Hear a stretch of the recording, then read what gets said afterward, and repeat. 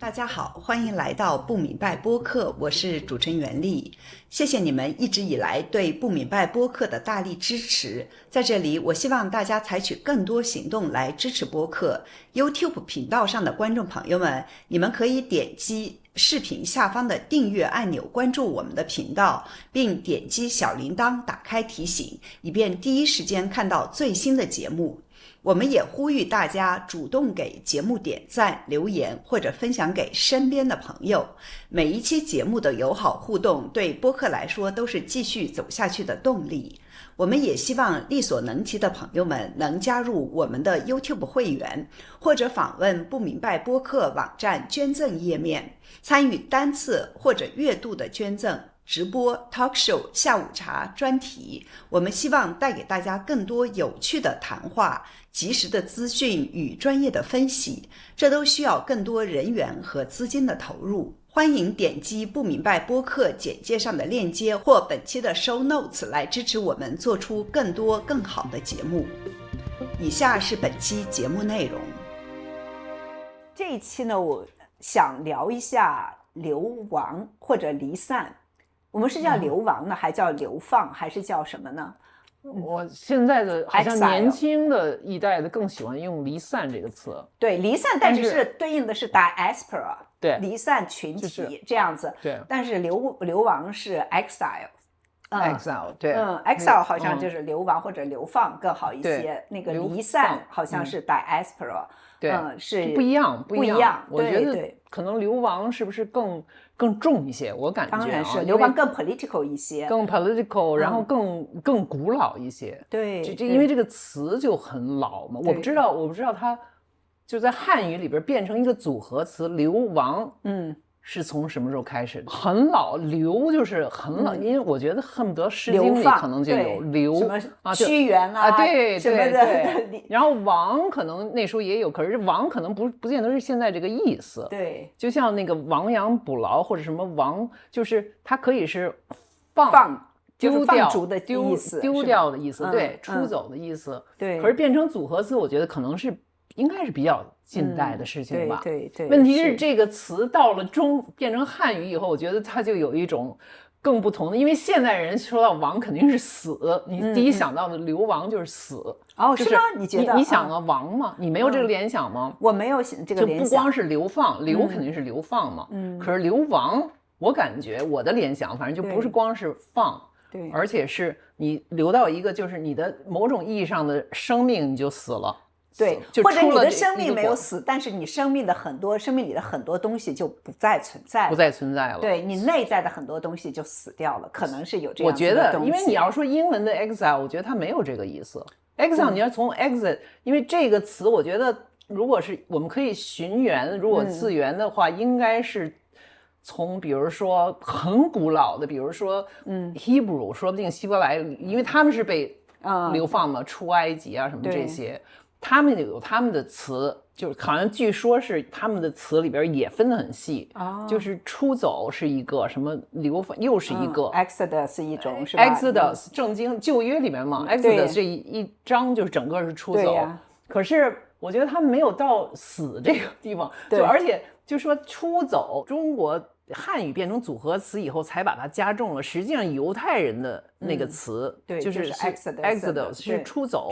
对，但是他们实际上在世界上被认为是一个长期的一个流亡的民族，你不觉得吗？不认为中国，他们没有自己真正的国家，直到以色列建国，对，到哪儿都是 strangers， 对，然后到哪儿都有一个不被接受。但是我觉得这个是可能和我们一般中国人想的这个流亡不太一样。实际上呢，这种的政治性的流亡，就比如说，18世纪的时候，就有很多的文人、哲学家，就是文艺复兴时候就有很多人都被流亡了，是吧？对，就我看的最有意思的一个是雨果，我去巴黎，你可以去那个雨果故居去看。到了那儿呢，我其实以前都不太知道，雨果实际上他应该是流亡了30年。他的那个《悲惨世界》就是他在那个英国附近的那个小岛叫什么来着？在那儿写的。然后呢，那个里面有特别详细的，我就觉得哇，真有意思。他在那儿流亡，然后呢，他把他的情人 of course 是个法国人是吧？把他的情人也带到了那个地方，然后呢，他又开始学习，就是做这种的家具的制作和设计，他设计了很多东方风格，就是中国风格的这种的家具，然后在他那个你说雨果本人还是他太太？雨果本人，雨果本人和他的儿子，然后找了当地的一个木匠，然后就设计了很多的家具，然后还在那儿，在他这个故居里面也有展览，很有意思。我真的非常建议大家可以去看一下，这真的是成果最丰硕的一个这种流亡是吧？对，写出了流传这个万世的这么流传这么广的这个小说，然后呢，还有情人，儿子也在跟前，然后还学习这个木工，去做了这么去设计这种家具，我就想多好。对，我觉得流亡的生活，这真的是一个挺好的一个生活，是不是？其实对，就为什么我就说流亡这个词有点就是语言是会有暗示性的，就像我们就说一个人你要不要轻易，我觉得父母不要轻易给孩子起名字，这个名字跟着他一生，会对他，我可能有点迷信啊，他会对他的命运、他的性格都有某种建因是有什么的？肯定是有。我们家就革命的3个，我父亲2次婚姻，你听着起的什么名字？建国、建一。第一，你以为是什么一？就是第一个5年计划。Oh my god， 就是一啊！对啊，建英、建明，农好还明天，建明明天嘛，对吧？建明对，所以就说都是革命一代，所以我特别对这个名字觉得就是那也总比就说。总比我小的时候有一家有几个女儿，他父母给他们起的小名竟然叫什么四清文革。哎呦我天哪！就我知道，不是有那个咱们那个叫什么令计划、令什么什么，就这类的嘛，令完成。对，就我后来倒是释然了一个为我这个名字证明的，是我的老师夏志清，他说建英啊，你这个名字很好，他不认为是革命，他认为是一个有英气，所以我这觉得也是，本来我个子又高，是一个就是有点中性的名字，行了，我接受了。对，反正从这个名字就说流亡这个词，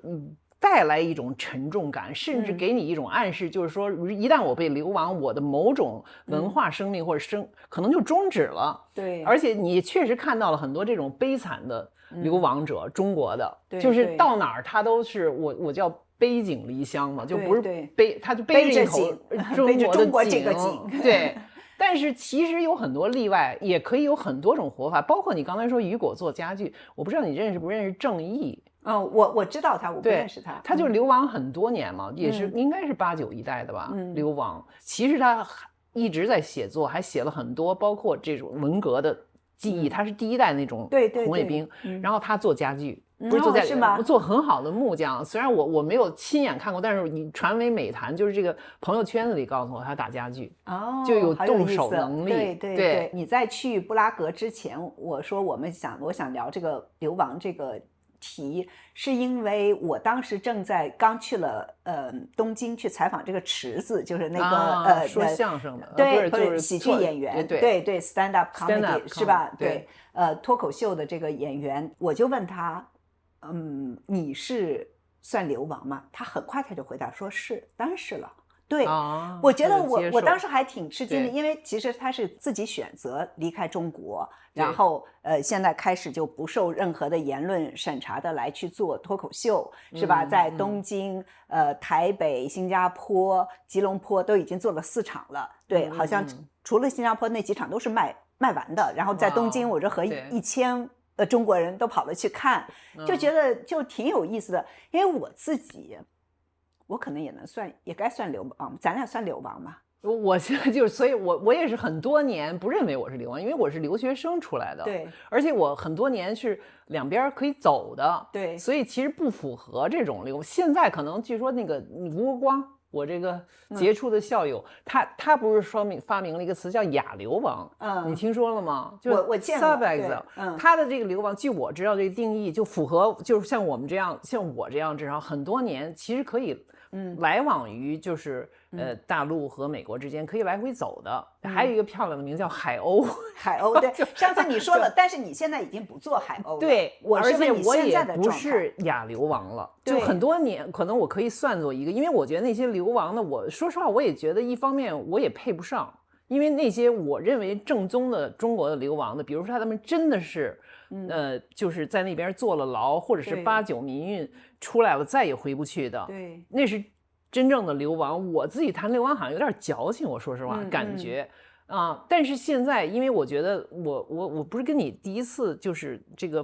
不明文节，你问过我回去还是不回去跳火车嘛？就是说我终于决定我跳火车了，就是我做好准备，对，我可以此生再不回去了。对对，一旦你这个一想了，我就觉得那当然就是流亡。对或者你叫离散，我觉得我们这种就是都不是老登的，不是上次咱们说咱们老登，咱们都不是老，还去说那我应该算是什么叫什么上古神灯，不是上古神灯，对，不是就好，你是上古神灯，70后，据说老登是40多岁的。就是我们都太老了，比这个老登还要老。就是你是上古神灯，我是什么你是远古灯尊，我是远古灯尊，然后我还有好多朋友是叫洪荒灯祖，就我特别喜欢这些词儿，这些新闻。总之我就是说我觉得我这种就是说远古灯尊级别的，我在用流散好像有点矫情了，你知道，我觉得是年轻人叫流散 diaspora 是吧？对。但是我现在认我是个流亡的人，但是我就觉得就是这种暗示，我说实话，我不是不接受，我就觉得用不着那么苦大仇深的。我觉得用不着，一点可以活得很好。对，对，留本来是个好的事儿。留的反面就是不留不就是滞嘛，停滞嘛。对留是好字儿，亡也可以是好字儿啊。就是我上次就是说你必须要死一次，你才能再生。对，我认为你必须要死一次，在地理意义上也好，文化意义上还是心理意义上，你死一次你才会再生。所以我认为这词儿没问题，我接受，我是流亡者。对可以。对，我刚来美国的时候，我其实挺不愿意接受这么一个词，因为我觉得我是一个记者嘛，我不希望自己身上有什么，这还是我的职业病，就是不希望我自己身上有太多的这种政治色彩标签，对，我就是一个记者，但是我发现就是说，我只是做一个播客，这个播客其实是在美国是最正常的不过的一个播客，不就是找人来做采访，然后问问题什么之类。但是在中国，你就是问这些问题本身，就把你变成了，他们就会说你是反贼。什么叫反贼呀？对呀，我也很讨厌这样子的一种的标签，对吧？其实你就是在一个正常的社会，这是最正常不过的一档播客。怎么就可以是那个什么？你就问一问你中国人说你现在过得好不好？你那个毕业了能不能找到工作？就是中国现在的这个有什么这个问题那个问题，这不是新闻媒体最应该做的吗？我就特别讨厌别人给我贴标签。但是后来呢，我现在因为也确实是这个标签不是我自己贴的，是对方贴的，贴给我的，对吧？但是这个贴的这个标签可能就有各种各样的后果，那我也我也是我也肯定是没有办法回去了，所以我现在也接受了。你接受了，对，我接受了，而且我觉得就是不能回去也没什么对，也没什么，还都有这么一个过程啊，释然的过程。对，因为我其实还有一种逆反心理，我可能我就补一句，因为实际上我不能跟你比的一点是我早就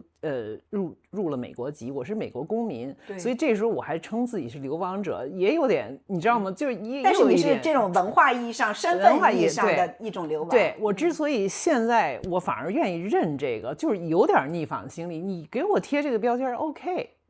你叫我反贼 OK， 就以前我也很多年也都不愿意接受，就被叫做一个女权主义者，我还女性主义者还好点，还女权主义者。现在更就是现在中国有一堆名词被污名化，包括公知，对吧？原来都是好词儿。都被污名，而女权主义、女性主义都被女权变成拳头的拳，对，然后就说你是女权主义，我现在就是很坦然，我当然是了，信仰男女平等，相信男女平等，人格平等，就是女权主义，这不是最基本的吗？女权反贼还是什么来着？来吧，都可以，对。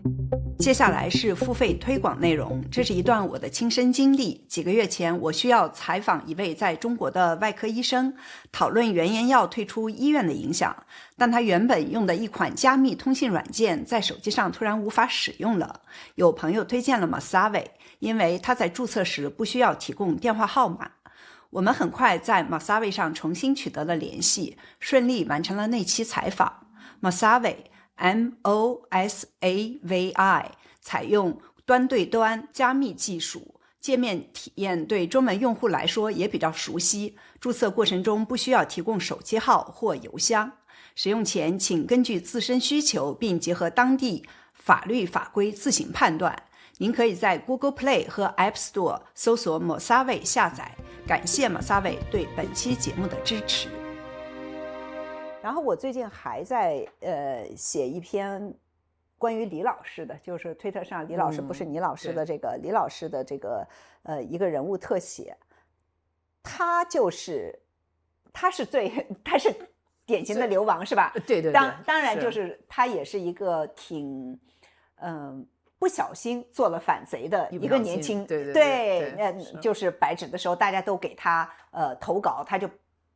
发了出来，也没有想的更多，结果没想到就把自己变成了一个几乎是头号反贼的这么一个目标，是吧？不光是国内的家人被骚扰，然后他的银行账户被冻结，还在意大利那边就是使馆找各种各样的人去骚扰他，甚至还有这个黑手党，去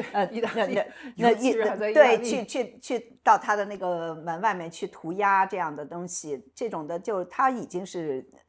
真的就是肯定是无法回去。就有的时候中国人也老是说，你凭什么觉得你是一个流亡的呢？你都没有回去，意思说你回来试一下呀。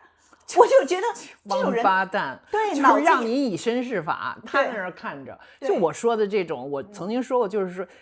都觉得人血馒头好吃，你知道吗？不是湿的，就是干的，反正人血馒头，我在这看着你了，你来证明你自己，你来听听一下，对，你证明你当了烈士，对，咱们再说。我就特别讨厌这种人，就是老要让别人来证明自己。你凭什么？你有什么权利？对，但是说流亡，就是我特别喜欢米沃什。就是这个波兰作家，是吧？他就是一个真正意义上的流亡者啊，你肯定对他也很熟悉，是吧？波兰，对，他是50年代的时候做波兰驻巴黎使馆的文化参赞的时候，文化外交官的时候，他就出走了，他就留在了巴黎，后来留在了法国，后来来了美国，在这个伯克利加州大学伯克利分校教了很多年的斯拉夫文学，后来应该是80年代的时候得了诺贝尔文学奖，对，而且我真的是非常喜欢他的那个被禁锢的头脑 The Captive Mind， 对，我觉得就是经典，真的是经典，特别喜欢。他是写了很多关于这个流亡的这样子的一些文章，就其中有一个是，哎呀，其实是在这儿，让我拿过来吧，我还专门打印出来了。对，这个是我直接用 Google， 这是我直接用 Google Translate，他是给有一个摄影师写的，这个摄影师出了一个一本摄影集，就叫《流亡者》。Exile， 对，里面就写了很多他对于流亡的各种的，从心理上，然后从这个定位上，你看，就比如说他写的这个东西，他说有一段时间我们拒绝承认流离失所已成定局，原籍国的任何政治或经济变革都无法让我们重返故土。随后我们逐渐意识到，流亡不仅仅是跨越国界的物理现象，它会在我们心中扎根，从内而外的改变我们，最终成为我们的宿命。你读着还是觉得有点沉重哈？就是你刚才说的，你要有死过一次，你才可以重生。他实际上说的就是说，你到了一个新的地方，这些都是陌生的街道，陌生的这种地标，陌生的人，陌生的文化各方面，但是你拒绝承认。我拒绝承认我是流亡了，但是同时又很无望，就是他说原来的这个国家，不管是中国怎么变，或者是你的哪个国家怎么变，我都没有办法再回去了。你回去的已经不是你原来离开的那个地方。对，我觉得他这个跟中国人的一个，我至少觉得有共鸣的，就是他那 captive mind 就叫什么、被禁锢的心灵。被禁锢的心灵。我记得它里面其实有很多具体的例子，就是那个时候已经波兰其实已经变成了一种像丝绒监狱似的。对，就它不是一个铁的监狱，就一定要杀头要坐牢，而是有各种空间，让你做妥协之下的一种生存，但是他会觉得这是一种就是精明的逃避，或者是一种猥琐，就是精神上你是实际上是已经被囚禁，他或者是用一系列的这些文人的文化人的这个做例子来讲这个对，比如说你怎么共产主义、社会主义怎么来把这个人的自我审查，对，然后自己又把自己的这种妥协说圆了，因为他们那一套其实我们都一样，就看苏联都是做鞋呀什么的，就很有共鸣。其实就是说他可以在那儿生存，还不像我前面说的一些经典的流亡，比如说他就是你如果留在祖国，可能就会被杀头或者就被判重刑。对。他还不是那样，他是一种软性的监狱，他都认为我还是要流亡。但是，一旦你到了一个新的，所有的文脉、人脉。对，所有的故乡熟悉你都丢掉，一切从头再来，这个时候是很可怕的一件事儿，对很多人是一种恐惧。实际上，是的，我记得是不是他写的，还是我弄错了？他好像就是说我是一个小地方人，我永远觉得我是一个小地方人，所以我对美国的这种这么大一个国家，他好像对是他写的，是他写的是吧？你记得吗？我忘了是在哪篇文章里，反正就是他在一个加州的还哪儿的一个大学里面一直在那儿教书，就是伯克利嘛，就是伯克利，然后他就看着那个他的那个伯克利山上嘛，他可以看到这个旧金山大桥，然后他就永远看着那么美的这个景色，对，那么美的那么大的，然后在一个大语种里面，他在教波兰文学，斯拉夫文学，而且他特别有意思的是，他在美国待了这么多年，从50年代一直到他去世，都是用波兰语写诗，很有意思。诗本来就是很小，然后又是波兰语，然后就是一个无比小众的，因为诗歌你要就是变成用第二语言，我觉得写小说还是另外一回事，写 nonfiction 更不用说，但是写诗，对，你是太难了，用第二，它又是小语种，没错，对。但是我觉得就是说他的这种心境对中国人又有借鉴，又不，因为中国太大了一个国家。这个母语太大了，是吧？就是英文之外，可能说汉语的是不是最多的吧？1/5，所以你要放弃这个就更难。中国人反而流亡，我觉得他要经历另外一种炼狱，就是他没有我是一个巨大的文化，我是一个大语种，我是一个古老的文明，我凭什么在你这儿？对，就是要学你的语言，要屈就你啊，然后我就失去了巨大的一个场域。对，米沃什其实是立陶宛人。对，但是立陶宛人，对，他是立陶宛人，然后但是他们家好像从小都是说波兰语了，什么什么之类的。对，那个区就是版图变来变去，对，是，这个其实是挺有意思的，就是一种身份认同嘛，语言是最大的身份认同嘛，对吧？这个可能很多年轻人会有，他们可能不是流亡，他们是离散，是吧？现在就是越来越多的年轻人，包括中年人，包括一些中产阶级。我在世界各地是吧？办活动都会碰到这样子的年轻人，他们就有很多的这种关于身份的一些疑惑，你肯定也接触到了。对，他们可能在这个很大的这个公司，比如说美国公司在硅谷上班，或者是在这个大的这种银行上班，但是呢，就说。我觉得他们和我们还不太一样。我觉得我们当年出来的时候，尤其像80年代出来的时候，那时候就特别拥抱西方的这种的，对，没错，文化是吧？我们灯塔派的嘛，对，我们是灯塔派，我们是真正的就美国灯塔派。他们呢，就是可以说他们有更多的文化自信。他们有更多的对中国的，因为中国的文化丰富了，他们有更多的东西可以抓得住。从小他们的信息、他们的外语准备都比我们好太多了。对，他们怎么就说一边说着非常流利的英文，然后一边在这种美国的这种所谓的大厂里面工作，但是同时怎么保有就是中国人的这个身份，而且中国人这个身份在现在的这种的地缘政治的这个情况下，是一个非常复杂、非常两难的一种身份。我不知道你有没有想过这个。我举一个例子，就是我接触的年轻人，当然很多都是做新闻的，对他们呢真的挺可贵的，因为中国最近是10多年，就是习近平12年上台以后，这个对新闻媒体的打压非常厉害，很多人就是我以前说过，就是我这一代的曾经经历过南方周末，曾经经历过微博的高光时刻的这些人，他们都到14、15年开始就都辞职了。然后我不是说那当时有一个话，就是这个媒体人不是已经去了阿里，就是在去阿里的路上都是去做公关的。我实际上做播客呢，我一直都想招谢谢，一直都想招合适的人，但是呢，实际上现在就是存在一个断层。就是40多岁和20多岁中间，30多岁真正在中国做过采访的，因为在中国后来做采访就几乎都是不可能的，就很少很少。对，就现在有很多的记者呢，或者想要做记者的人，他们都搬到了外面去住。搬到了外面去住，我觉得他们也挺有意思的，就是他们还是想要做关于中国的报道，但是他们也不想在外媒做，他们也不想用英文来写东西，或者是也很难在英文媒体来找到这样的工作。他们我认识的有一个女记者，她就是在东南亚住着，然后过一段时间她觉得不行了，我得要回中国去了，她就又回中国几个月，然后回几个月，然后又再出来。因为在中国你要是写很多稍微敏感一点的这个稿子还是挺难的，就是挺危险的。因为我就是一直都观察这个女记者，我就发现她就慢慢找到了自己的定位就刚开始的时候她就非常的慌张，非常的不知道自己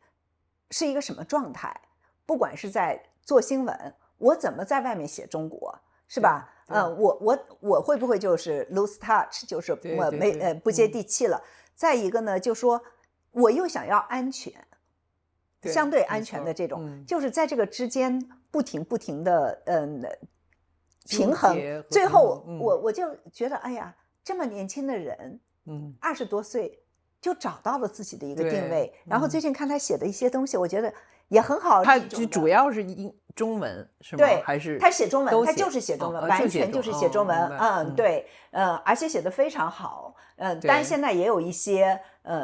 独立的媒体非常非常的好，就是他们会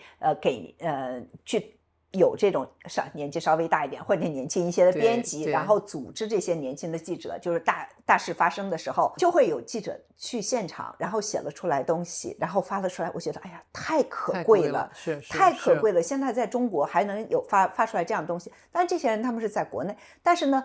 很多年轻人他们是在一种fluid 这种的，没错，流动的流动。对，就我前面就是说，你不见得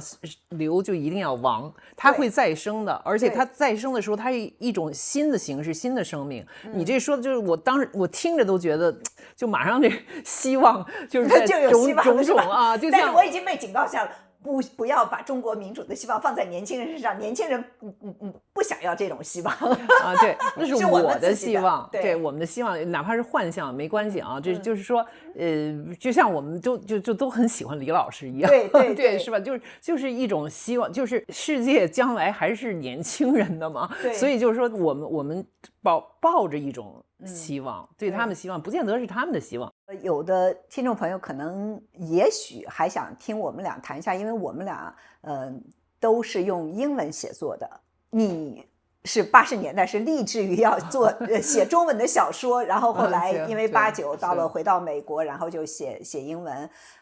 那我是想要做真正的新闻，那当时我就觉得我只能到美国来。我不知道你怎么来看，就是你在写英文，后来你当然又写中文，这种80年反弹录什么，还有别的一些。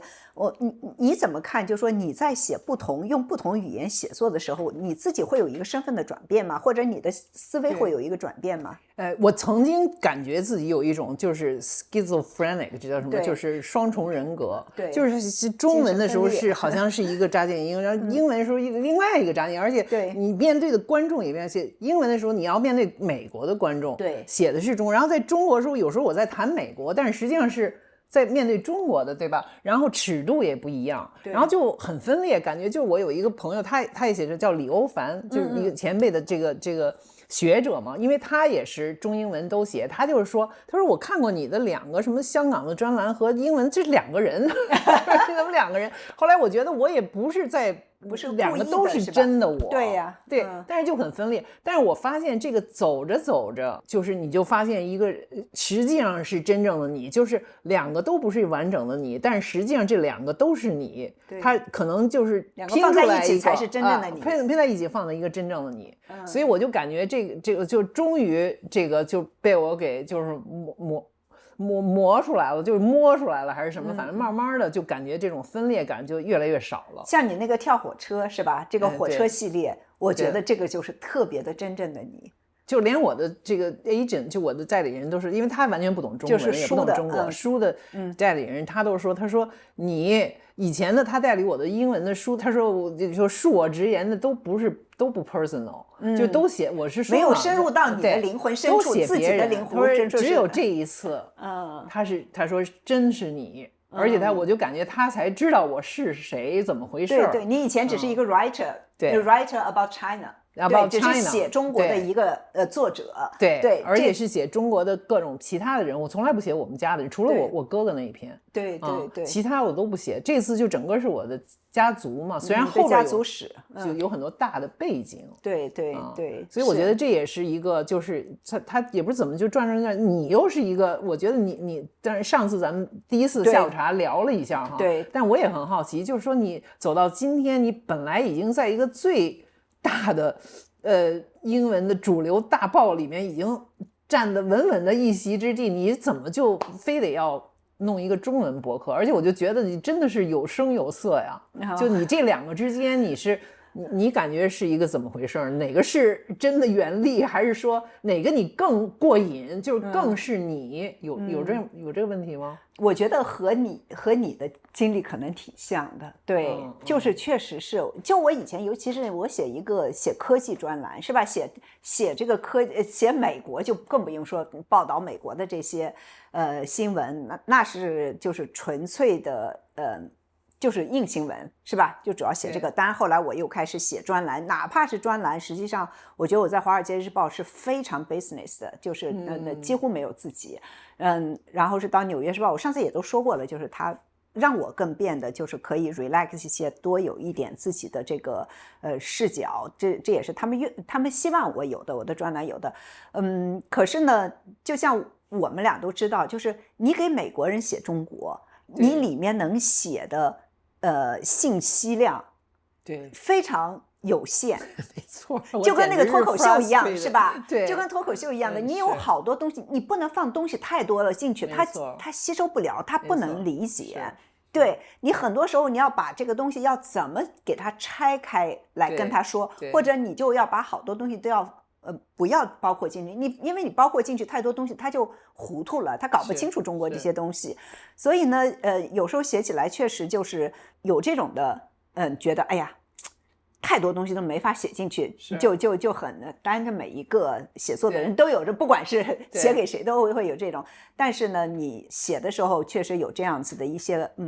感受。但是我有的时候写英文呢，我就是想着给美国人说中国。我觉得那种我就挺高兴的。对，就比如说这次 Trump 去中国访问是吧？他和习近平中间就中国的网络上还有现实中，大家对他们有各种各样的就是搞笑的东西是吧？就比如说有人说，这个习近平他不管和哪一个领导人合影，他们都是一样高，个子身高对。然后 Threads 上面最上面就好多年轻人太会搞笑，他们太有才华了。有个人说，我根本不想看习近平和什么领导人合影，我只想看习近平和姚明合影，然后他们怎么可以让他们是一样高的？就这些东西我们中国人都看得乐得要死是吧？对，没错。那我实际上当时满世界的媒体都在报道这次访问，那我就写出来一篇，就是说中国的这些人，中国的网民，尤其是年轻人，他们是怎么来看这个？尤其你看，就是平时我们看习近平，我看了你那篇，我还特别高兴。我就说，虽然你这个篇幅不可能，你肯定还能写得更长，对，但是我就给了你头版，对，头版是特别那个什么，对，就是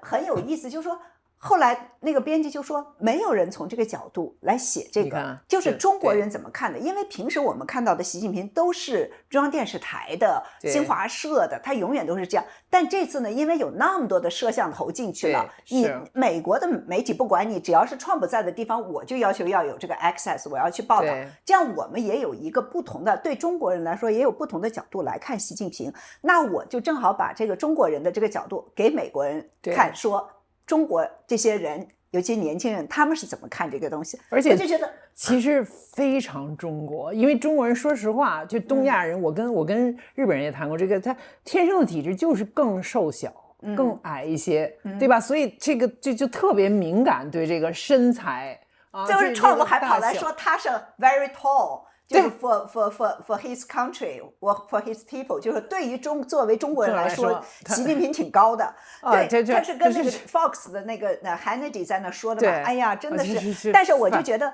这种时候我写，我会觉得挺爽的，因为我挺想告诉这种英文世界说，中国人实际上在说什么。这个就是因为他们整天都是从这个地缘政治了什么之类，都是美国的这种视角，我就觉得这个时候我应该给你一点中国的视角。这种时候我就而且多有幽默感，就看出中国来，就是你对这个很敏感，但是你能自嘲，你能嘲笑你们国家的最高的人。这就跟那就我就曾经说过，这个麦克阿瑟见那个日本天皇，就战后以后一个合影，就明显因为正好那个天皇还瘦小，对，然后日本就他第一次就像天皇就是一般不会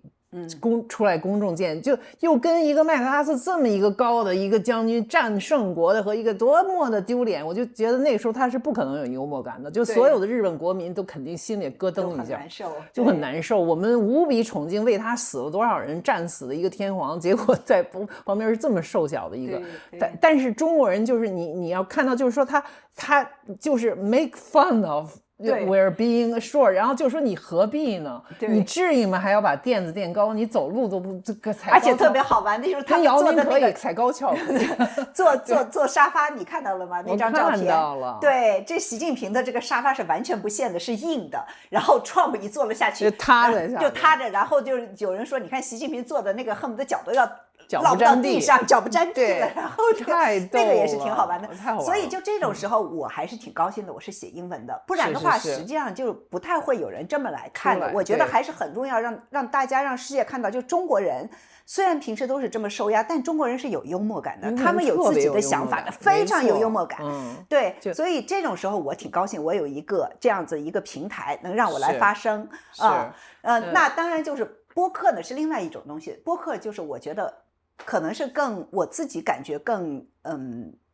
亲切，毕竟是中文，就是说的话题是我们这个不可能是搞成英文的，对不对？对，因为那美国人好多有太多的这种的背景，就没有办法知道的。但是我自己是很喜欢做播客的。我没想到对你没想到我没有想到，你原来都是写的嘛，我们也是。我当年做锵锵的时候也其实蛮排斥的，刚开始其实是胆战心惊对胆战心惊。刚开始真胆战心惊，根本不要听自己的声音。完全不能对，现在也完全就不太想看自己的画面，就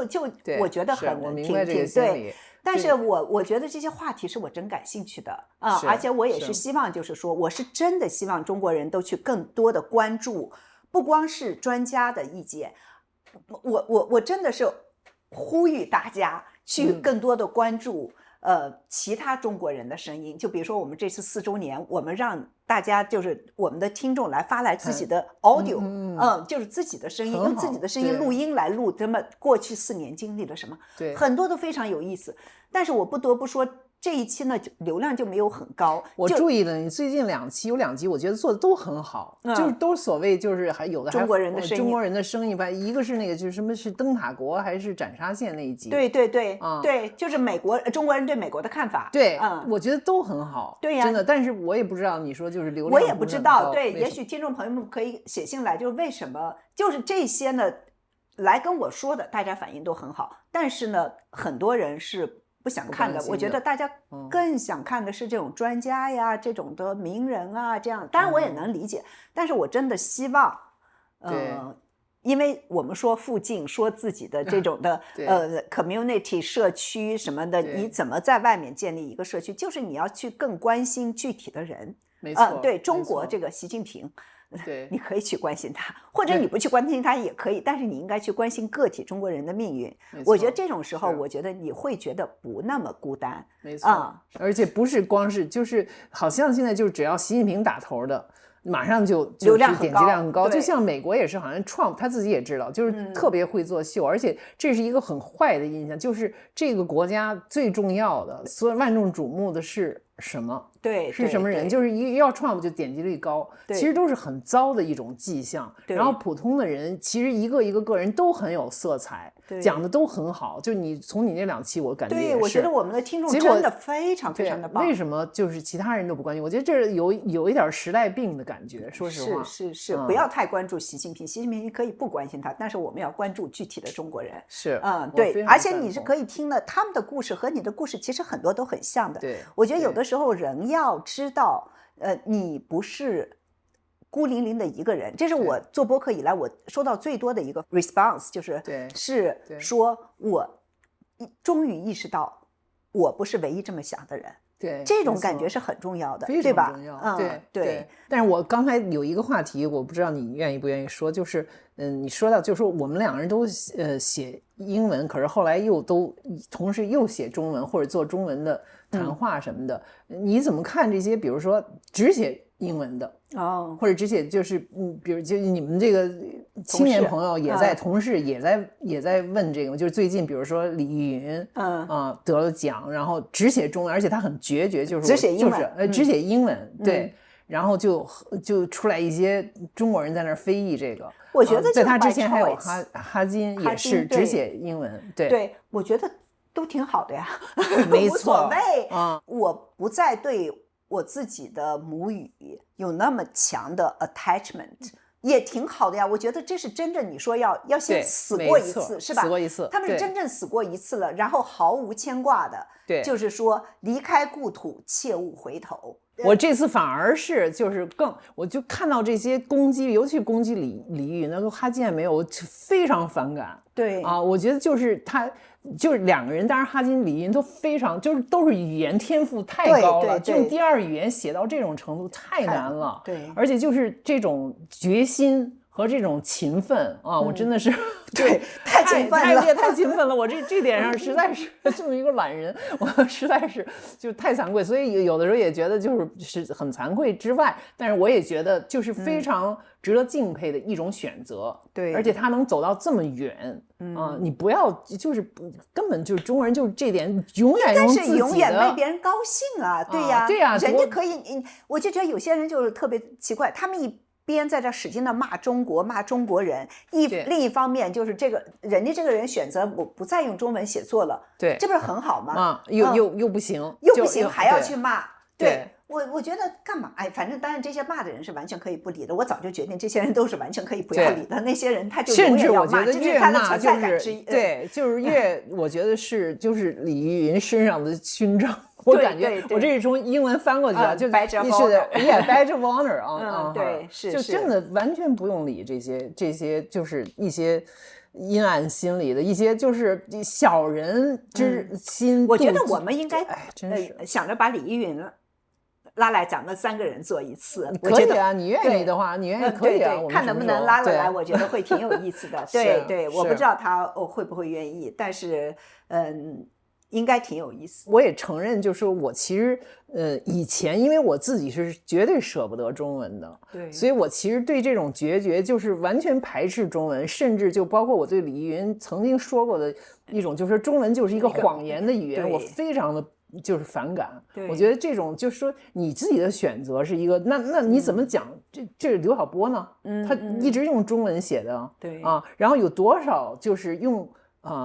非母语的你怎么看？纳博科夫他多么热爱俄文，他虽然英文写的那么好，但是他最终他还是要翻译普希金，还有米沃什，还有米沃什，他一直坚持用波兰语写诗，在美国用波兰语写诗。对，就像我其实就做了一个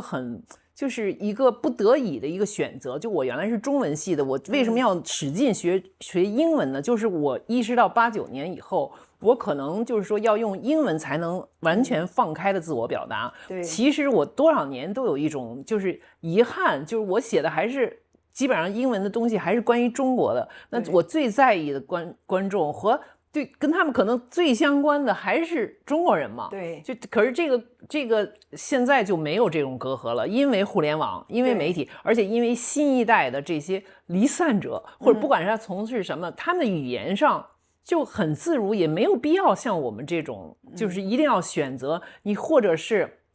一定要选择英文用英文写，像你我其实都是这样啊，那纽时啊什么，我这个纽约客啊什么等等，然后或者就是那些老一代的。我就打死我也不学英文，就整天就猫在一个中文的圈子里，而很长时间，因为他们没有这种就是开放的互联网的，虽然他们后来也赶上网络时代，但是那个时候其实他们的观众群可能是写的方式也好，这毕竟有一些代沟嘛，它就有一种限制。但是现在我觉得年轻一代面对的真的是一个更广阔的一个，不论他的读者或者是艺术，是你无论是文字还是视觉还是视频，就多样性，而且这种就是说他们自己的这种语言的就是自如，在不同的语言之间切换穿插，然后他们的观众也是这样，然后又有翻墙，所以实际上就不限于在海外的。是，就像我这个播客是吧，不明白播客，对，我当时就是想要做一个和中国人直接对话的播客，对，那我也没有想的都有什么样的人，那现在就是实际上还是有差不多1/3的人是在中国和香港，是吧？在中国翻墙听你的，对，这只是 YouTube 可以告诉我的，我们就不知道别的国家，就是有1/4都是在美国，然后在全世界我们有200多个国家都有听众。没错，以前哪有可能这样子，对不对？是。然后呢，就是为什么大家要来听呢？就是因为他们不光是想要听这种的，有学识的人，是吧？这种专家，我不指你了，吴国光和许成刚老师，对。但是呢，另一方面，我其实也是说，我在发刊词上，其实就是我希望中国人听到彼此的声音。对，这就是一种网络上的一种社群，是吧？就是我们彼此都在经历什么。就是你是中国人，你是会要关注说别的中国人在经历什么，这个是一个自然的东西， 对吧？那还有就是我觉得这些年呢，这其实也是我一直在纽时上写的其中的一条线，就是中国的这些人这些年出来的，不管是离散还是流亡的这些群体，他们都在做什么？比如说李老师是吧，做这个Twitter 这个账号，然后呢，我们也去过这个季风书店。对，是吧？我觉得季风书店多好啊，对不对？就是再生了嘛。他们在上海的关掉之后，在华盛顿做的很成功。这个他们做的这种的书的沙龙吧，就是文化沙龙，是吧？不光是中文的，还有英文的，就变成了这个。我就觉得华盛顿因为有了季风书店而变成了一个崭新的城市。对我来说，对我一个中国人来说，对，东京也有很多呀。对，张坚庭他办的飞地书店，从那个台北那么小的一个书店，如果你去过的很小的一个书店，现在在东京办了，然后在海牙办了，那个清迈办了，对，然后他们刚在这个新西兰又开了一个。他也觉得很奇怪，他说，哎，因为都是得需要当地的团队，是当地有2个年轻人来跟他说，我们想要办这个飞地书店，特别靠谱，就办起来了。对，就是这些都是我觉得现在这个时代不一样了，不一样。所以这个流亡其实是应该有一个新的定义了。我觉得就包括就是我提到那个吴光说的那个亚流亡，它也是比较新的一个，我比较重视的一个。他在里面讲的就是说，一方面他面对了这种就是很多尤其是年轻人，他还需要来回走。对啊，虽然我觉得就是说中国的确就非常稀缺的一种品质，我认为是courage， 就是勇气，但是我们不能就是要求别人，对吧？而且我们自己且不说，就根本没有这个，我们选择的就是顶多就是不回去了，对吧？但是如果我再倒退20年、30年，我不见得能做出这种选择来，我可能就是太多的需要来回走，太多的牵挂，所以非常可以理解。但是你在面对你需要还来回走的时候，这种就是处于吴国光说的这种亚流亡的状态的时候，你可以在另外一个层面上不做任何妥协。我说的意思就是说，你的价值观，对，你要建构，你要保留的那个文化，可以不必跟中国的政权或中国的正统文化，对要保持一致。说到我自己的很多同代人，我们甚至我80年代访谈录里面的那大部分人其实都回去了，甚至有一些是最近年就叶落归根了。叶落归根，你想嘛，他就不像犹太人这个流亡到处撒种子，到处但是他还保留了他除了宗教之外，他还有他自己一套价值观。对吧？中国人其实跟犹太人有很多相似，除了没有宗教，我们也是重视教育，重视什么语言等等等等，对吧？到哪儿都有一个社群。可是就是说，你还是中国人的一个，就是我现在说的是老一代啊，我们这同代人就是离不开这个母体，就叶落归根，你一定要归到那个根，好像这个世界上只有那一棵树，感觉就没有一个非常成熟的成人的这么一套，因为宗教。它不光是一个信仰，它还是一个社区的一个 anchor。对，就你到了一个地方，你看我在香港，对，你马上在香港它也有 synagogue，是吧？也有犹太人的 temple， 他们也去，都是这样就会形成一个社区。不管你是不是真的信，但是你每个星期可以去见你的同类，这样子就人就会，我觉得会。比较有anchor。我刚才为什么说这个书店都很重要，这个实体的东西很重要？对，就是因为大家需要见面，就是纯粹网络，我觉得是不够的。石子他都已经退隐江湖好多年，是吧？一出来办这个 comedy show，一下子1000张那个票就卖完了，在东京，对，都没有做什么宣传，就卖完了。这是为什么呢？好多人都是戴着口罩去的，还是怕被那个使馆看见了什么之类的。我还在那采访了好几个人，有一个人是刚从国内出来，才1个多月，他还很紧张，他死活都不肯告诉我他叫什么名字什么之类的。对，但是他就很想来，他很害怕，但他还是想来，就是想要置身在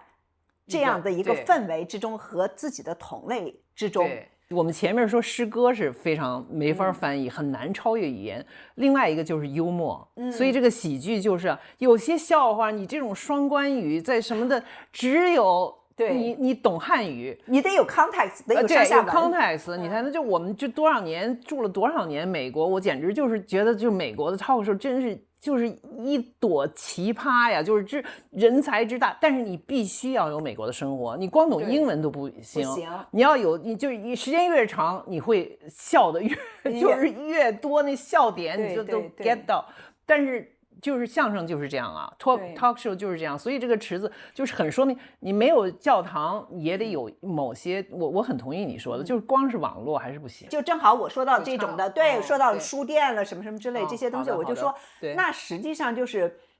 现在的年轻人他们有就是受项标的影响吧，他们对于附近这个概念非常感兴趣。对，就是我们刚才比如说书店啊这些的，实际上就是在附近重新建立中国，应该是23年、24年的时候写过一篇专栏 Rebuild China Outside China， 在中国之外再重建中国。这个其实也是一个挺有意思的概念。我只能坦率说，我对项标是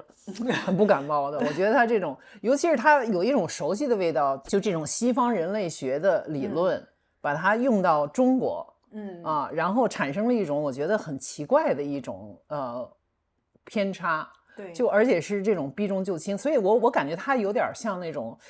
新一代的新左派的一种味道，像汪辉，但是它是一种江南小蛮腰式的新左派。江南小蛮腰新左派是怎么回事？他南方人呢，对，比较瘦小啊。我不是，我是外貌协会的，但是我说这个意思不是因为他人瘦小是南方人，而是我说他的这个整个这个套路，这个风格，这个气质，这个气质，而且他是一个狐狸，不像汪辉还有一大堆什么这种，虽然就是急需凹牙那种欧化是长句，要建立一个大的理论系统，像个刺猬，他是一个小狐狸，就是他窜来窜去，然后他很知道避开哪些现在中国的就是房间里的大象他是不谈的，你有没有发现？他都说中国年轻人很焦虑，很没有安全感，但是为什么呢？就是因为为什么焦虑呢？就是因为经济不好啊，找难呀，然后因为这个新媒体啊，是反正总之就网络上不能说话，不能发言，这个不说，但是对，他这也是都不说那个大象焦虑的、郁闷的一个原因啊。是，但是他不谈啊，就大家为什么要躺平？其他人焦虑为什么不生孩子？为什么不结婚？而且没错，而且你作为一个人。人类学家，不是应该研究这个背后的这种大的这个结构是怎么回事吗？他很聪明，我因为看到他一些提出一些术语，好像也被用说中国人典型的蜂鸟，他好像叫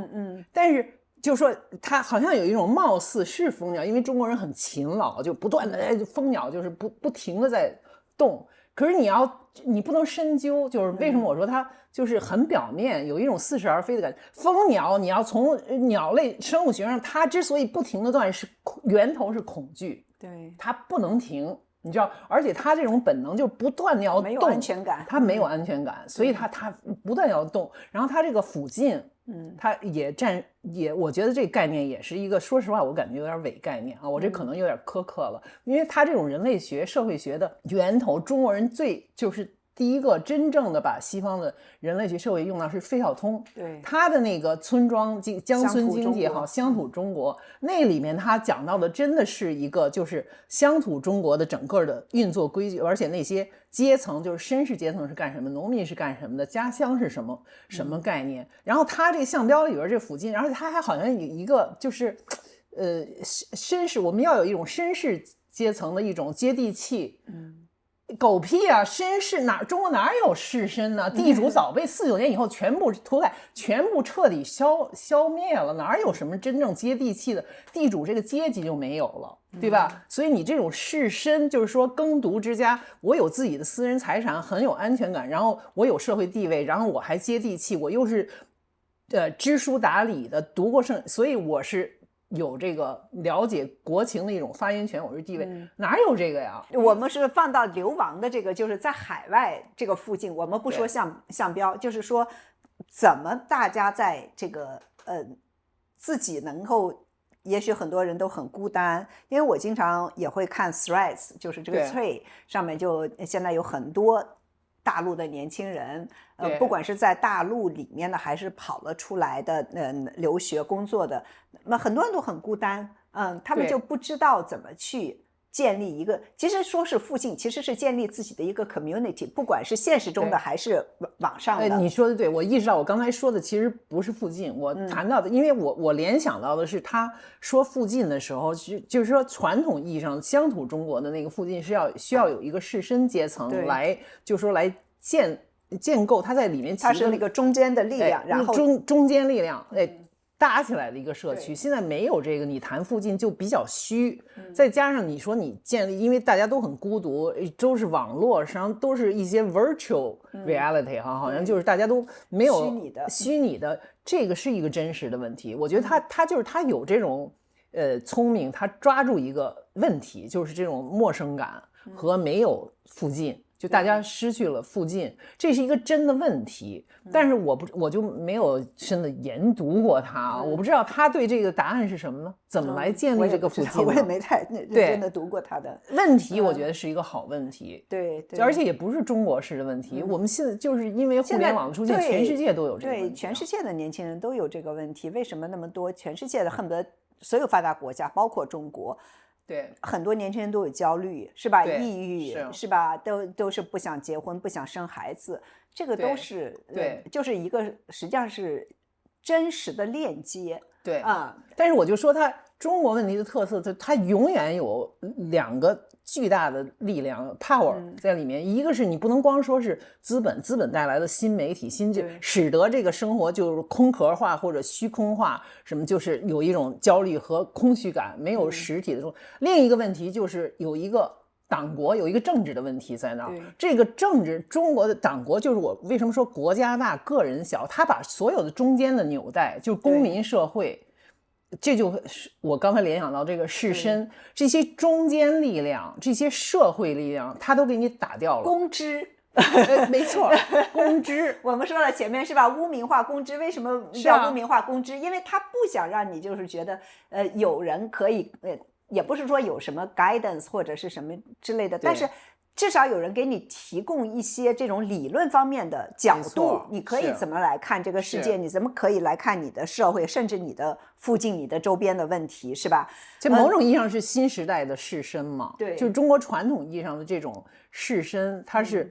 读书知礼，然后他有社会地位，他是公知啊，对，就实际上他是传统中国社会的公知，你把这个打掉了，某种意义上你也可以说项彪是一个公知。他是一个公知，今年的一个 it boy， 就是他了啊，就只有他能说话，其他的公知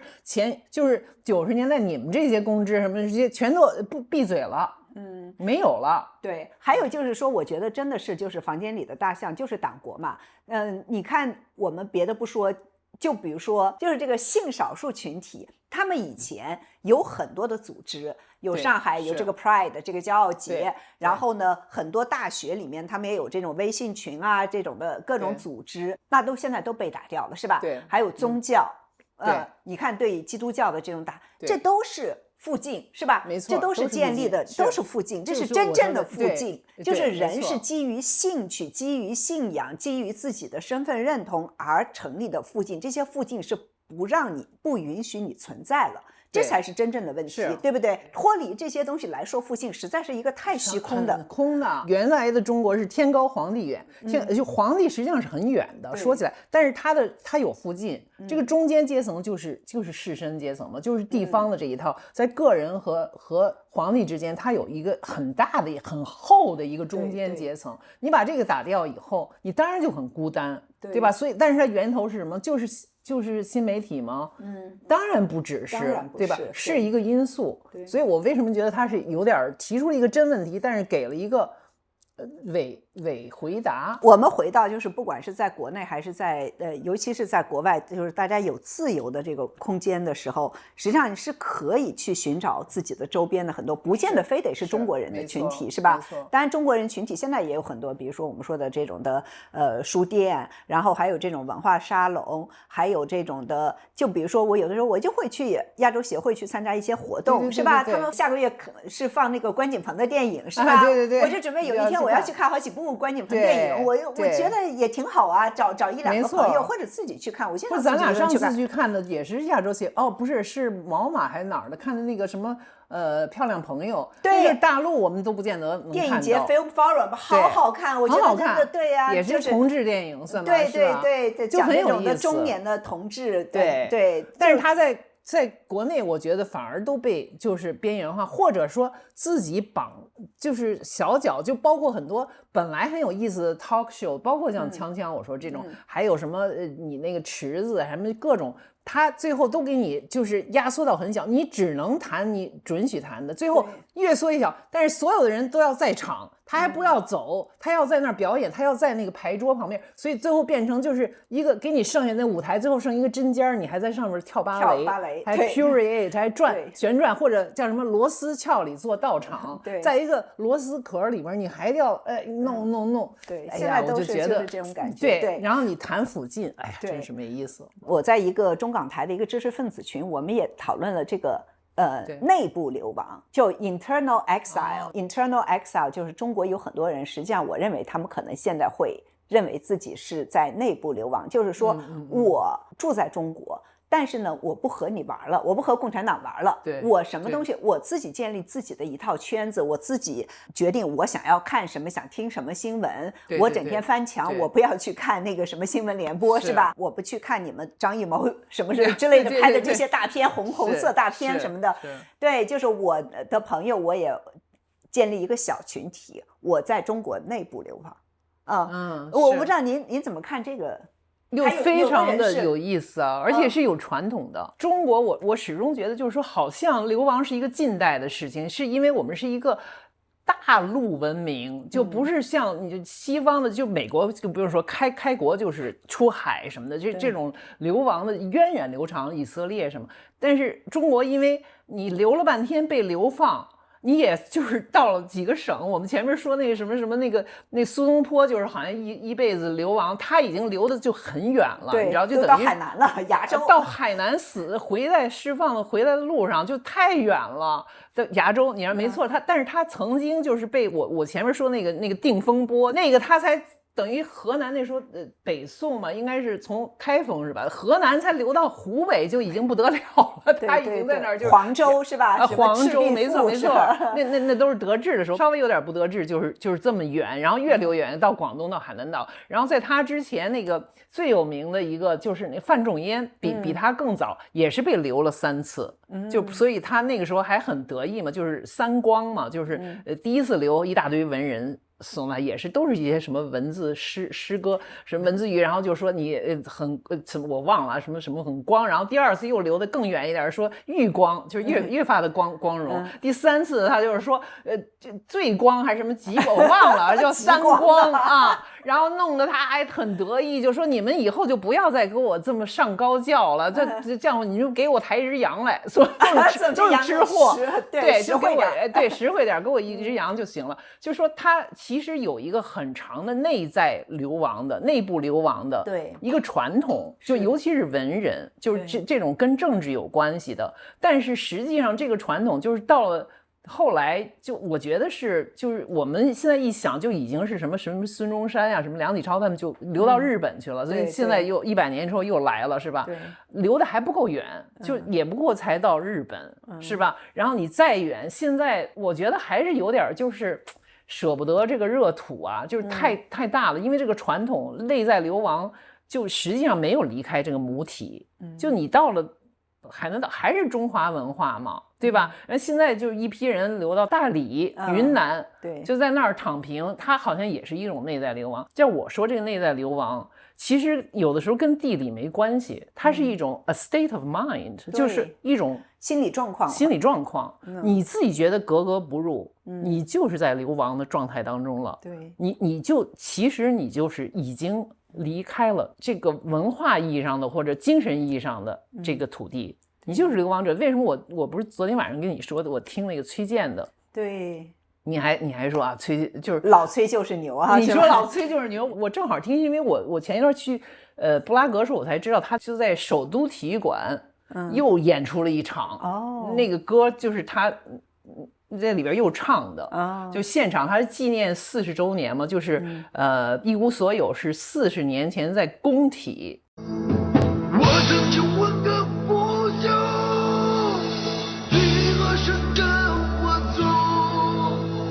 可你却总是笑我一无所有。这都离我们家很近了，所以无比亲切，也心情非常复杂。就是说，他40年之后在首体唱的这首歌，但其实这个里面的，就我给你发的那2首，就是我觉得其实都跟流亡有关系，就内在流亡。你看，一个是他是那个前几年的一个专辑里边叫《天狗》吧，好像叫《天狗》里面2首歌，一个是就是留守者，一个是继续。就继续我已经听了10几遍了，就无比的这2首歌词都非常好，而且你觉得它跟它对应的是跟就是当年80年代的时候那个新长征路上摇，我自己这么认为相对应。那个时候有2首很出名的歌，一个是花房姑娘，对，你记得吗？哎呀，我崔健是我铁杆是吧？对，铁杆，我这年轻时候最喜欢的没错歌手就是崔健，反正就是已经听了无数遍。那所以你就非常没错。所以你昨天一发过来，你马上就反应，我就觉得你这反应太对了，我就知道你有感觉。花房的姑娘，你想就是一个。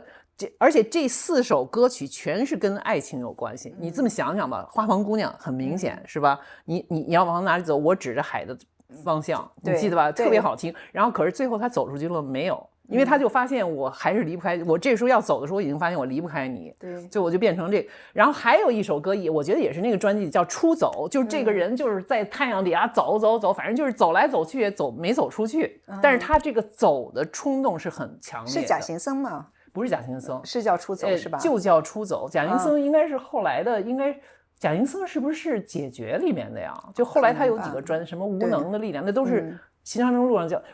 那不要紧，反正就是说，我觉得这个现在的这2首，就是你就发现更重了。而且它不仅没有走成，角度也换了，但是它是一个就是对一个出走者的一种表白，而且是一种互相呼应，可能里边还有一种很深的，你说是男女爱情呢，还是一种就是精神上的一种，有一种很深的这种很深沉的一种，爱恨交织和出走不了，但是我就是继续，我觉得那个词 carry on 叫什么？你的身体倒垂，你的身体垂下为我哭泣，你的心却说继续。这最后一句话就是继续。他那个词，我觉得我说实话，那可能也是他的歌词是一个衰老，是就是我老了，但是 carry on， 没错，carry on 就是，而且就是说还有一个留守者吧，就是说你说走你就走，你千万别回头，因为你的借口就是自由你的借口就是你的自由。我记得啊，就两首，就是他的其实都是非常好的诗，他绝对是中国的鲍勃迪伦。我应该这么说，太喜欢了，我从来都是说他是我对崔健的这个歌的感觉，比对鲍勃迪伦的歌的感觉更没错，我也一样。强烈多了，因为这就是我们这个整个经历的一个，而且他走到现在，他这种感觉就是他实际上我不能替他说话，就是我的解读吧，其实他早就是一种内在流亡者，对，而且他这种态度绝对不是一个简单的就是所谓什么承认意见者或者什么政治，但是中国是多么。very layered， very layered 的。他这个继续，他其实他演唱，我不知道，我看的那是现场的，他是为纪念真唱运动，就是提倡。对呀，他刚开始说的就是号召这个年轻的艺术家，不管谁让你假唱，你都不要答应，你都不要假。而且他们20年之后多牛，而且他就是说，实际上我们从信息时代已经到 AI 时代了，但是一些我们作为艺术家真唱是我们的权利，还是在被限制。这说的多么到位，最简单最基本的作为一个是艺术家的要求，没错，都被剥夺了，这个多么可怕，就是而且这是还不是别的一些艺术，不是政治了什么不是政治，但是都是通的，就是人要speak truth。对，我们写作或者你做记者，你要拿到 facts， 要真实，这都是相通的。对呀，一样的。 Be truthful 是啊，对，就是跟我们说艺术为什么感染人，对，就是因为它是真实的。没错，就是那个哈维尔他们那批都是艺术家，他不是一个小剧场吗？他就是说我们就是要活在真实里，这不是他的 living in truth。living in truth。而且他这个是the power of powerless， 其实就崔健有一首集子名字就叫无能者的力量还是什么，对，就从那儿来的嘛。对，你刚才说崔健说的那个不要回头什么之类，就是正好米沃什他在这个这篇文章里面就是借了毕达哥拉斯学派的一条箴言，他说离开故土切勿回头，复仇女神厄里尼厄斯就在你身后。希腊神话的那个点，对，是你记得吗？他们两个非常爱上的，你不能回头，你一下回头就变成他一回头他就这个你的爱人也就回到地狱了，对，就永远失去他，你绝对不能回头，是就任何那个诱惑，你不要回头。这个其实也是一个另外一个就是说，不管是流亡、内在流亡，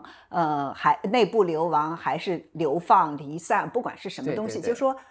特别重要的就是你要有一个信念。我觉得很多时候是一个信念，这个信念是最重要的，没错，是吧？对。但是这个信念应该是什么？当然每个人都有每个人的不一样的选择，但是我觉得我自己想吧，就是说，如果你想的当时一定要记住你当时为什么决定流亡，或者是我离开这个地方，或者是怎么样，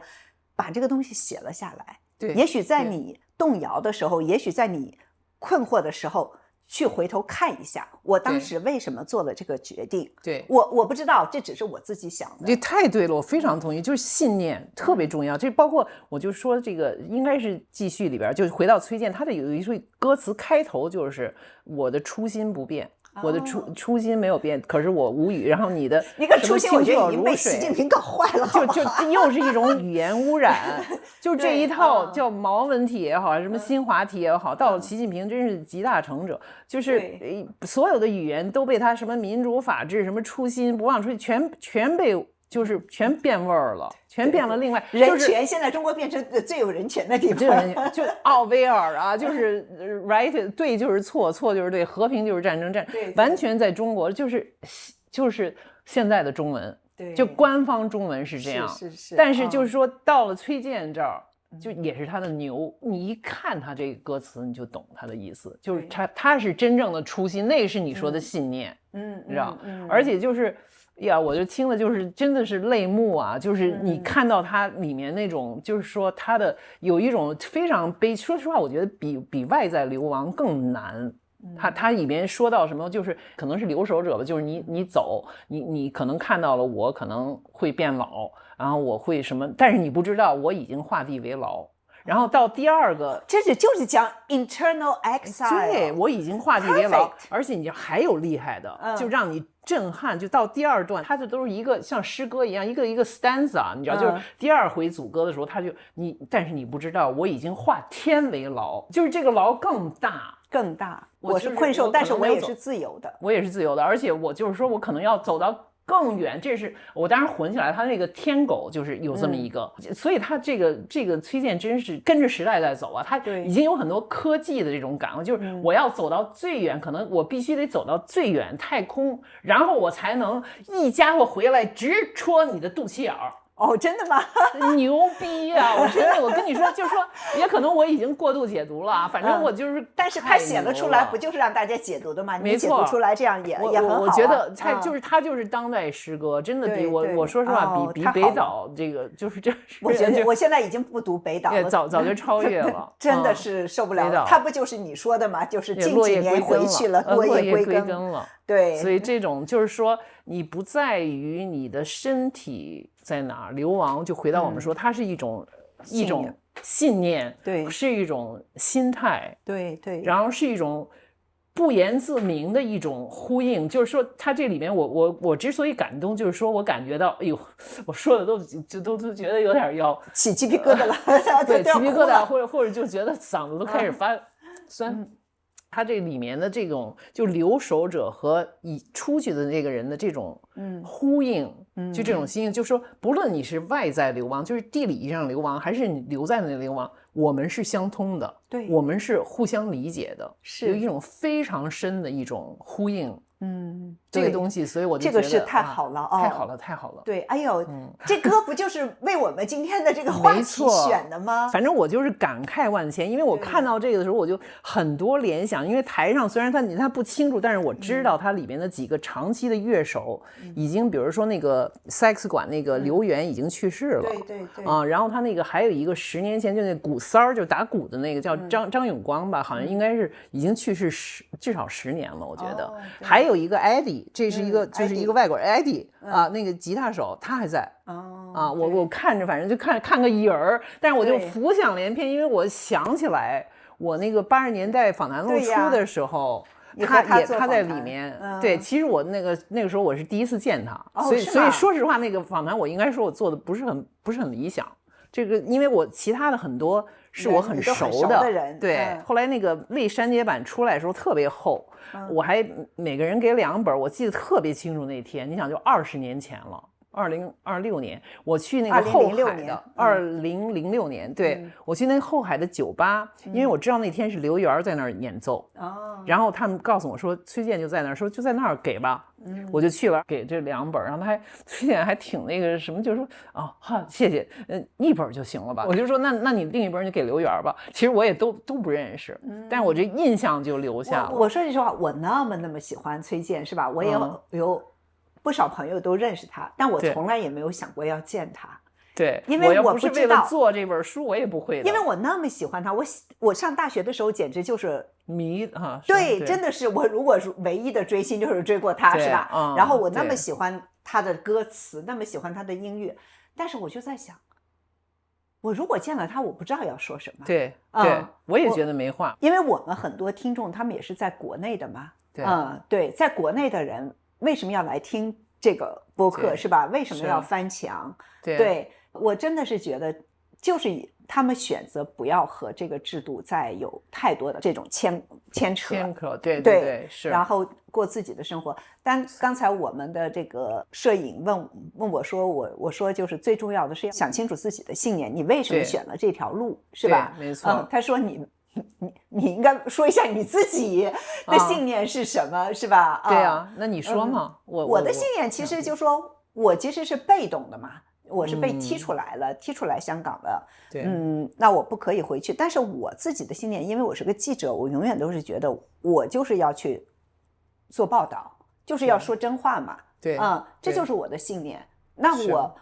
为什么选择在纽约？也不是说我选择在，为什么我在这儿而不回中国？就是我要继续说真话，这是决定所有一切的一个最基础的东西。那这个东西不会改变。对，这就是我觉得是一个非常朴素的东西，非常朴素的，非常很本能的，甚至很本能的东西。对，就像哈维尔说的，就 living in truth， 是吧？他说那个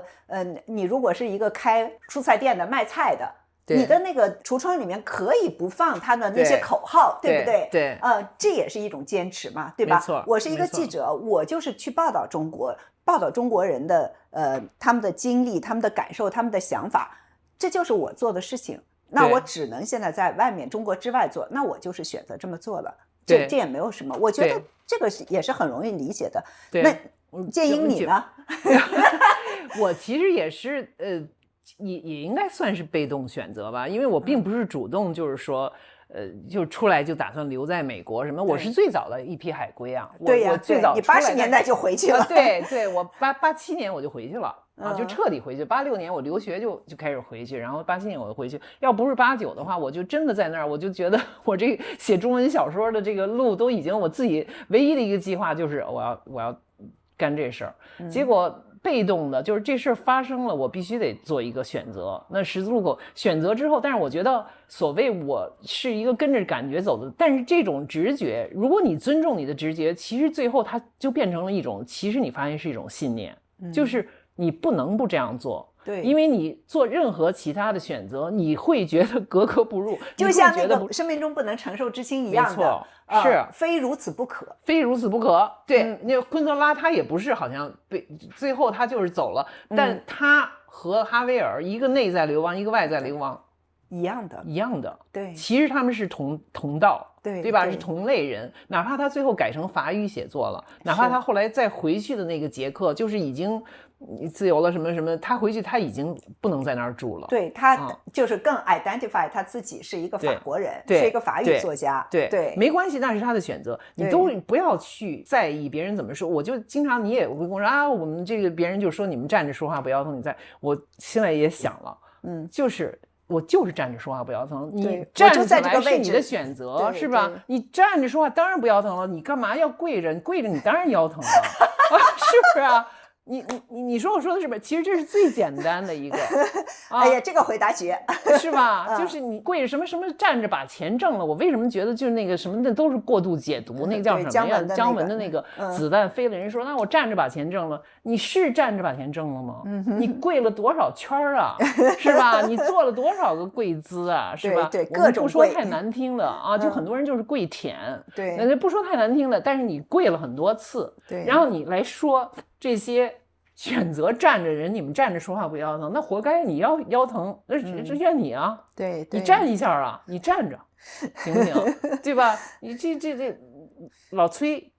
老崔就是站着呀，站着一直站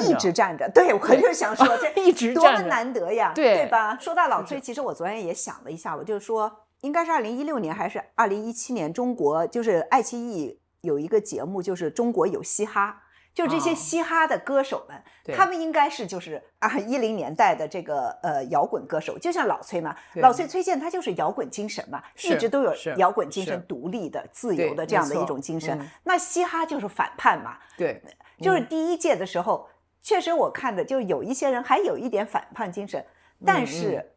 很快。就是有一个人叫 Guy， 是一个四川人，对，还是重庆人，他还有那种的四川话的这个嘻哈，就非常有意思，就是其实有点像一个那个街头的，就有点像那个黑人的，就是有点这种的 gangster 这样子的黑帮的那个，你看过一些，就挺好玩的，是吧？是，挺好玩的。但是您后来我就发现，搞去了什么穿着类似中山装的，然后去对对唱这个中国文化了哎呦什么之类的，都颓了。对，都而且软了后来的这些中国有嘻哈，这个好像也不能叫了，就是叫什么说唱了，就是名字也改了，整个的内容也改了，什么要正能量了，什么什么之类，我就觉得都被收编了，然后而且都是自己贵的，对自己的你不要选择骗别人，你也都是还是自己的选择有这种的 underground 是吧？有这种对地下的嘻哈，如果你真的是，当然还是有年轻人做这些，但是这些人我就觉得他们选择去。当然也可以说，哎呀，我们年轻人是要有机会啊，我们也想要这个商业上成功了干什么的。但是你真的还是在嘻哈吗？你和嘻哈还有一点点关系吗？没有，而且就不要说我们就是好像因为我们是同代，都是认同这个崔健，你给我说一下崔健之后的哪个一直站着，对吧？你说的这些就是我都听过，北京那时候据说有200个什么地下乐队，都是黑乎乎的一个小院子在里边，什么说二手玫瑰啦，又什么嘻哈了，什么都曾经一度。然后后来还有这种学崔健，就是什么汪峰，我不知道你。汪峰是最可怕的。哎呦，我一听就是这你们70后好像算是，反正就是唱的什么，到开始还什么怒放的生命，什么我要飞得更高，反正就是很软，比崔健就没法比，就是软，但是还有那个劲儿。到后来我再一听，唱了一个什么，我爱你中国。来了，就完全是中国啊！我的母亲，我走到哪儿都是吧？我从来就没有就这种，哎呦，我听了我简直就是鸡皮疙瘩掉一地，就这种，就是离不开母亲，就完全是一个妈宝。我知道汪峰是因为他和那个章子怡不是结过婚嘛？这种我只知道这个，我没有听过他的歌，所以我对他的歌完全爱跟谁结婚？您歌，你是一个艺术家吗？对，你是不是你缺钙？就是站不起来，你知道吗？真是缺钙。他也是北京人，好像对啊，但是就说没有这些，然后唱什么都是些什么我爱你中国，然后还有一个我的中国心。咱们谈流亡最早的这个就是回归母体，海外给你要收编，就是那个我的张明敏还是一个香港人，龙的传人啊，龙的传人，什么我的中国心哦，我天哪，我听着就倒胃。我在香港写专栏的时候，我倒写过一叫没治的中国胃。就是我吃的，我唯一一个改不了，我觉得是中国胃，就很多年就是这个胃，就是有的时候吃了很好吃的，到现在我觉得回不到中国，一个是想朋友，一个是就是中国的菜啊，它还是就是中国菜系里面，它还是花样太多了，对吧？就外面你可以就我那么喜欢吃云南菜，但是云南菜因为它特别要倚仗这个原料的鲜，尤其像蘑菇了什么什么之类，对，这些都没有办法在外面来复制。对，当然这边我一点没有抱怨的意思，因为它也可以抱怨啊，我觉得也没啥。不是，就是好像你失去了土地，得到天空这么一句话，就是说。但是呢，那个土地是真实的，那个土地是太肥沃，就整个一个。还有那的人是吧？那些朋友，对，大家都老说，你最想北京。那天我刚和一个朋友在，他问我说你最想北京什么？我说我最想北京的朋友。没错，是对涮羊肉。但是现在我听好多的朋友都跟我说，我觉得流口水。对，铜锅的涮肉是吧？南门涮肉是不是？南门涮肉，哎呦多了，现在各种。现在据说最火的近年是什么四福烤，叫什么？反正四福烤鸭。对，反正。但是我跟你说啊，我现在我的那个北京的朋友就他们跟我说，越来越多的餐馆，因为经济不太好嘛，消费不太好，就越来大家都往下做，然后很多餐馆都是预制菜，所以他们现在都不太愿意出去吃饭了。我听了心里好受了一点。吃不着，就我吃不着，原来你们也吃不着，你也不要吃。这心里有点阴暗啊，心里阴暗，没错。我因为每次想到这儿就开始流口水，就各种。我特别爱吃那个湖南菜，就原来我住这个三里屯东直门附近的时候，就特别爱去这个翠青的有一家湖南菜，就是其实是特别普通的一个，但我就无比的爱吃。哎呀，那是我特别想念的一个，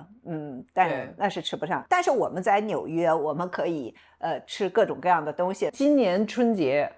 我订了一个稻香村，就 We Delivery， 你可以订的，就直接从稻香村的干点心，它一个一个小包装给你包好，然后就过来了。是北京的那种的高，我知道你们都看不上，就是些干巴巴的点心。我不得不鄙视一下，你竟然还想念这个，但你是北京人，是你的小时候吃这个长大的。对，其实我在北京也没那么喜欢。对，在北京也没那么豌人就是豆黄特别的那个就是驴打滚，嘴贱，对，就时间长了你就开始就像我想了现在还从胃上面还订什么果蛋皮，这是我小时候我们穷的没得吃的时候吃，你现在还吃果蛋皮？哎呀，我就想念那个味道。我知道你们家冰箱里不是刚才我就吃了，那就是果蛋皮味儿的吗？对对，其实就是果蛋皮的，皮的那个就是美国的一种果蛋皮，然后可以和这个 cheese 一起吃的，就会比较清爽爽口的一个东西。真是两个吃货，说了一圈说了流氓，又说回吃来了。那流氓就是吃是很重要的一部分嘛，一个是语言，当然是非常非常重要的一部分，吃是很重要的一部分嘛。对，就挺有意思。纽约就说，据说全世界现在最正宗的你能吃到苏联口味的饭是在这个 Brighton Beach， 就是布鲁克林的一个地方，因为当时80年代的时候，很多从苏联就是出来的那些人，他们就是住在那儿，然后他们做出来的菜的味道还是苏联的那个味道，还保留了当年。我只是这么听说啊，就是至少20年前我在纽约住的时候是这样，我不知道就是现在还是不是，我也从来也不想去吃社会主义的这种的饭菜，所以从来也没有去过。但我就觉得，就是说流亡的中国人最怀念的两个东西是吃和说中文，这很有道理，因为中国就是口腔文化嘛，就是说话的中文，对吧？吃的就，而且中国一个国家，它等于是就比欧洲还大的那种，就是地域上的各种饮食太丰富了。你要把这个东西，我觉得，所以我说没治的中国胃，我可以治中国心，我都治不了中国胃，真的拿它没办法。我有个在纽约的朋友，他每年都办春节的时候办那个 party，办了 party 以后，就是在下面办很大的 party， 请100-200号人，然后呢，结束以后呢，还有一些大家比较近一些的朋友，可能有20来个人吧，然后会到他们家去吃饺子，那天会包好几百个饺子，然后吃饺子，然后呢，吃饺子的时候，大家又吃完了嗑瓜子儿。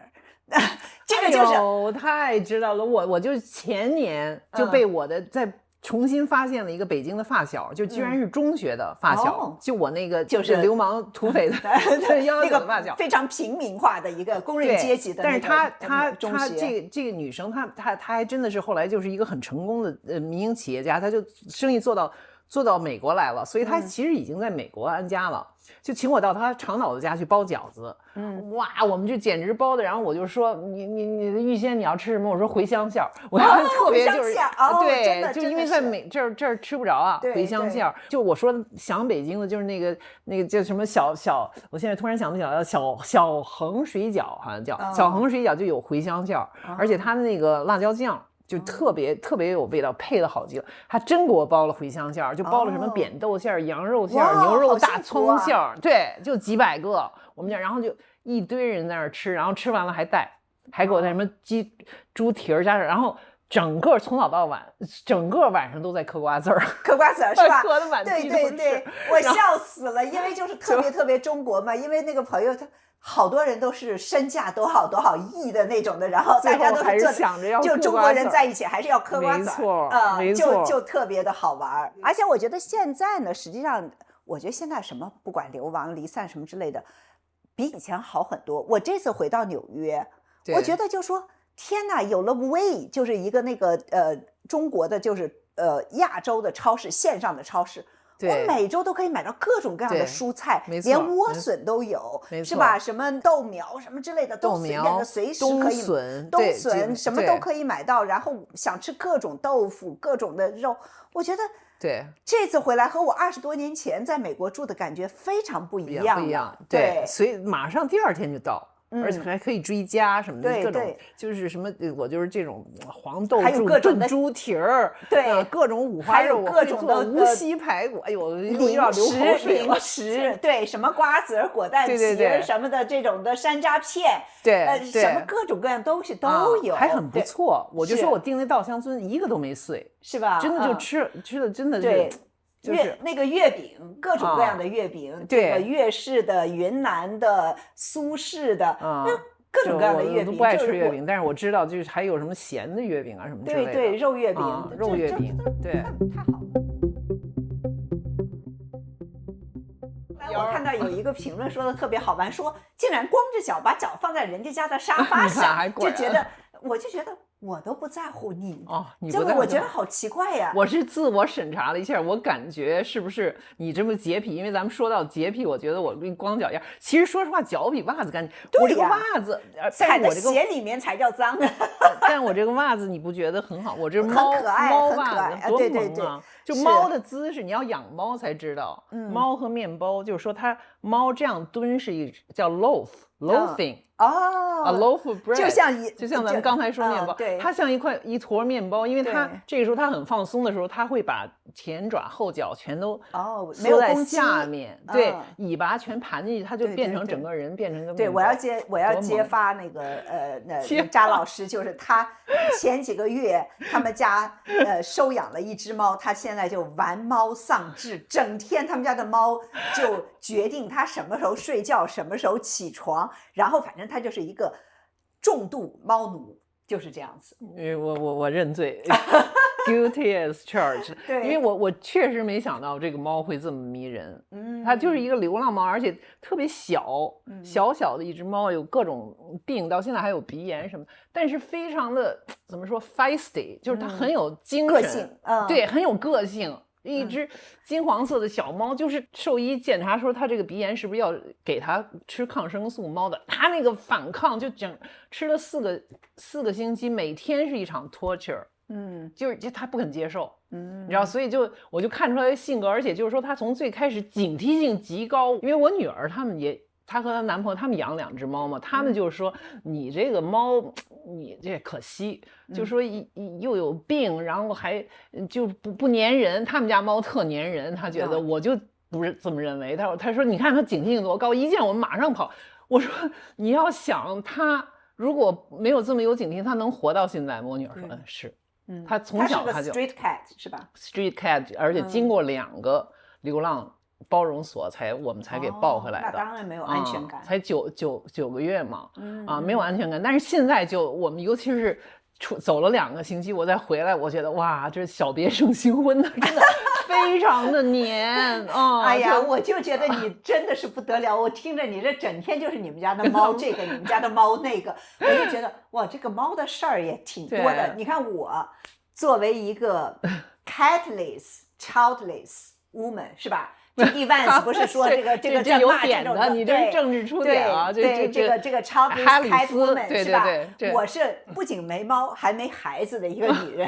对，我听着你这个，我就觉得，哎呀，我还是有点羡慕。我不羡慕你有老公，不羡慕你有孩子，我羡慕你有只猫，但是我又没有那么多的耐心，那么多的时间去要 devoted to a cat。